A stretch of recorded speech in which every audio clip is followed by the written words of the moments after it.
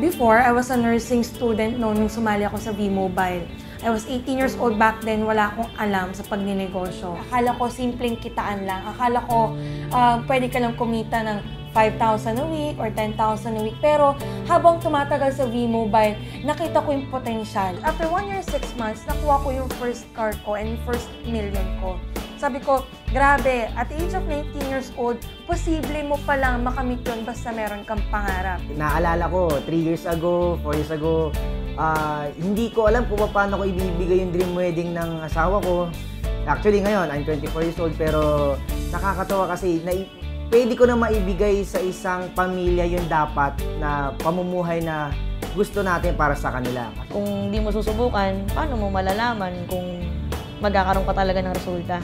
So, dahil sa kagustuhan kong umasenso, sinubukan ko. Binigyan ko ng time yung business, nag-aralan ko, and nagulat na lang ako na habang ini-enjoy kong gawin yung negosyo, bigla na lang tuloy-tuloy yung income. Ako po yung kauna-unahang tao talaga nag-offer ng V-Mobile dito sa atin. Ako din po nakatanggap ng lahat ng klase ng kung tawagin natin turn down. Alam ko nung una talagang parang nanonood lang sila. Alam ko nung una, akala nila hindi totoo. Pag ginawa mo itong negosyo na to, sigurado mong huwag kang titigil. Kasi part na din talaga ng negosyo natin yung mga trials. Dati, nag-aaral nga ako, di ba, home student, same time housewife. So, ang nangyayari, since early ako nag-asawa, minsan I asked pa sa mommy ko, sa daddy ko. Yung life ko before V-Mobile, sobrang simple lang. Kasi nagaling na ako sa middle class sa family. So, ibig sabihin lahat naka-budget. Tapos, 3 kami magkakapatid. Sakto lang talaga para sa amin yung sweldo ng family ko or ng parents ko. So, before, dati nga hindi ako makakain sa Jollibee yung mga mahal. Kasi syempre, bilang college student, kailangan naka-budget ka. So, alam mo ba yung mga 59ers, yung mga 39ers, ganun lang yung kinakain ko noon. I just go to Divisoria. Hindi ako nag-shopping sa mall kasi mahal. Buhay ko dati malayong malayo. Bago kasi ng V-Mobile, yung aming budget talaga sakto. Di sa dumakit pa kami sa punto na pabayad ng kuryente, kulang pa kami doon.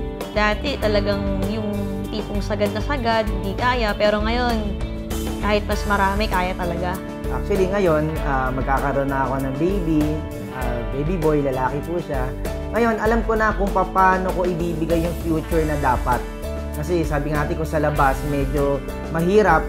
Lalo na ako, bata pa ako, 24, magkakaroon ng pamilya. Yung normal na mga kasing edad ko, pag magkakapamilya, nahihirapan eh.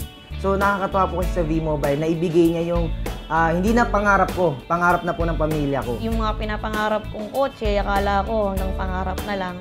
Pero dahil sa V-Mobile, isa-isa ko na silang nakukuha. Dito ko nakita sa negosyo to na walang imposible. It doesn't matter kung nakatapos ka ng pag-aaral mo, it doesn't matter kung babae ka or lalaki or first time or matagal ka na sa industriyang ito, ang importante mataas yung pangarap mo. Kung nabigay niya sa akin yung first sports car ko, ibig sabihin, posible mangyari sa lahat ng tao yon. Ibig sabihin, mas malaki pa yung pwedeng ibalik pa sa akin later on ni V-Mobile. Alam kong yayaman kami, alam ko kikita kami ng malaki, pero hindi ganito kalaki. Nagulat na kami kung ano nangyari. Pero siguro, na-enjoy ko lang yung business habang kasama ko yung pamilya ko, habang kasama ko yung mga kapatid ko, pinsan ko, nanay ko, asawa ko. Nagulat din kami na madami din kami natulungan mga members ng V-Mobile para maging milyonaryo din. Before, ubos ang oras ko.